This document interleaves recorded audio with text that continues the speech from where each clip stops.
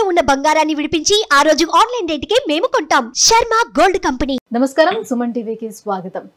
November మాసం నవగ్రహాల సంచారం ఎలా ఉంది, ఏ రాశుల వారికి ఏ గ్రహాలు అనుకూలంగా ఉన్నాయి, ఎటువంటి ఫలితాలను ఇస్తున్నాయి, ఈ విషయాలను తెలియజేసేందుకు మనతో పాటు ఉన్నారు ప్రముఖ జ్యోతిష్య శాస్త్ర వాస్తు వేదిక నిపుణురాలు, దేవి ఉపాసకురాలు అయినటువంటి శ్రీమతి జయప్రద గారు మనతో పాటు ఉన్నారు.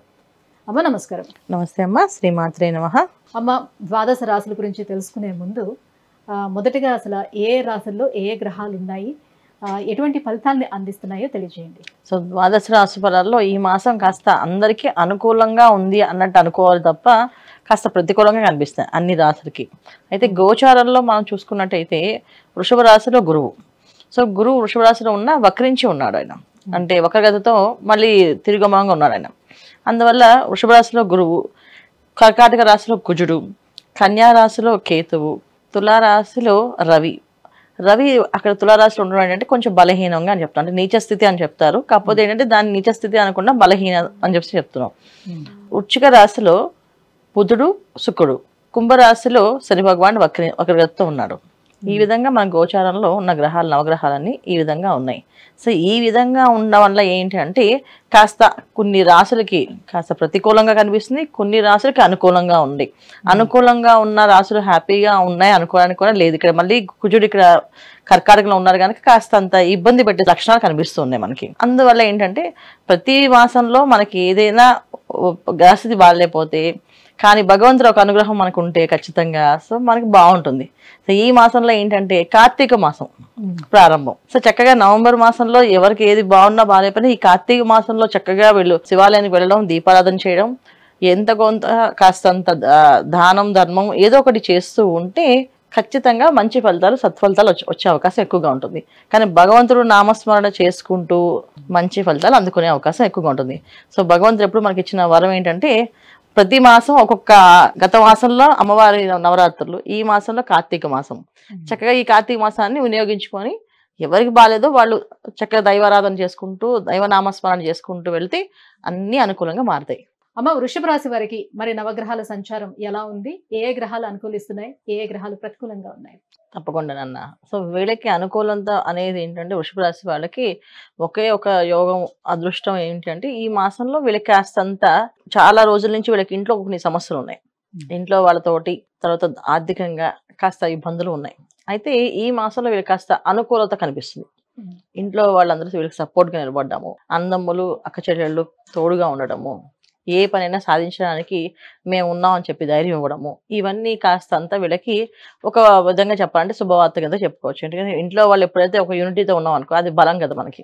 సో మనకున్న బలం ఏంటంటే మన కుటుంబం. ఆ కుటుంబం ఎప్పుడైతే మనతో ఉంది అని చెప్తారో అప్పుడు ఇంకా బలంగా అనిపిస్తుంది. ఆ విధంగా వీళ్ళకి అనుకూలంగా ఉంది వృషభ రాశి వాళ్ళకి ఈ మాసంలో. ఎవరితో అయినా ఏ విషయమైనా సరే పెద్దగా పట్టించుకోరు.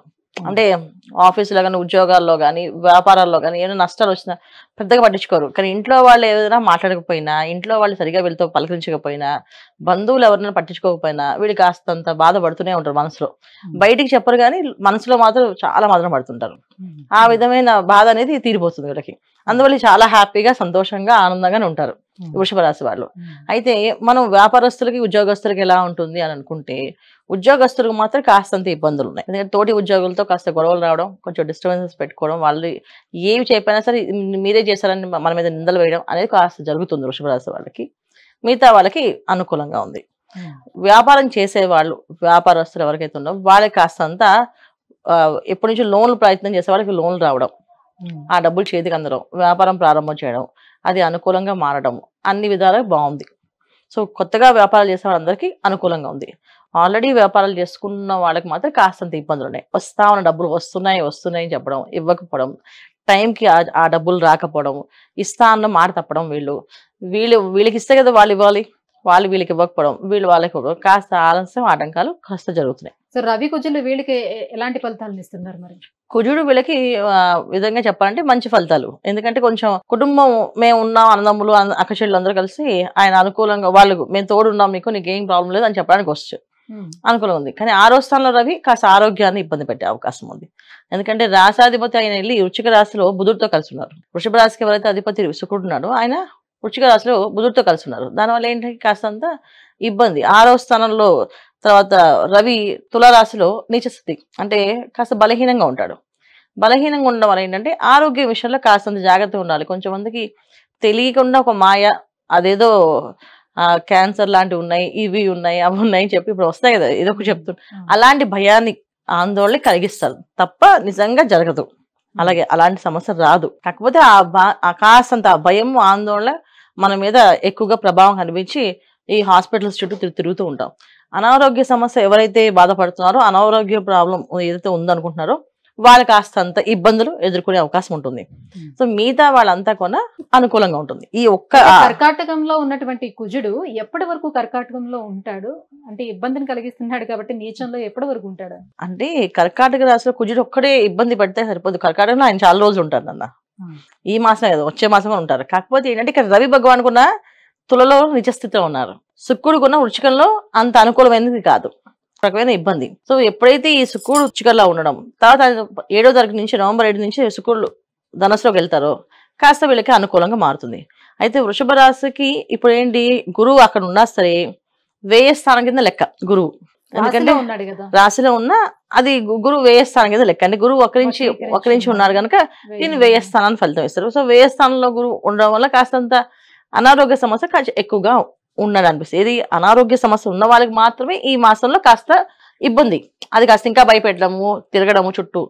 మిగతా విద్యార్థులకి, విద్యారంగంలో ఉండే వాళ్ళకి అన్ని అనుకూలంగా ఉంది. మరి ఈ గ్రహాల అనుకూలత కోసం ఏం చేయాలి, ఎటువంటి పరిహారాన్ని పాటించాలంటారు? ఈ మాసంలో వీళ్ళకి ఆర్థిక పరమైన ఇబ్బంది కాస్తంత ఉంది కనుక, అనారోగ్య సమస్య ఉంది కనుక లక్ష్మీ నరసింహస్వామిని ప్రార్థన చేయడం, ప్రతి మంగళవారం స్వామివారి గుడికి వెళ్ళడం, లక్ష్మీ నరసింహస్వామి గుడికి వెళ్ళడం, ప్రదక్షిణాలు చేయడం, అక్కడ దీపారాధన చేయడం. ఎందుకంటే కార్తీక మాసం దీపాలు ఎక్కడ ప్రతి గుడిలో వెలిగిస్తాం, గుడి కనిపిస్తే దీపం వెలిగిస్తూ ఉంటాం. అందుకని చక్కగా లక్ష్మీ నరసింహస్వామి దగ్గర ఈ మాసంలో అవకాశం ఉంది కనుక లక్ష్మీ నరసింహస్వామి గుడికి వెళ్ళడం, ప్రదక్షిణాలు చేయడం, చక్కగా అక్కడ దీపాలు వెలిగించుకుని రావడం.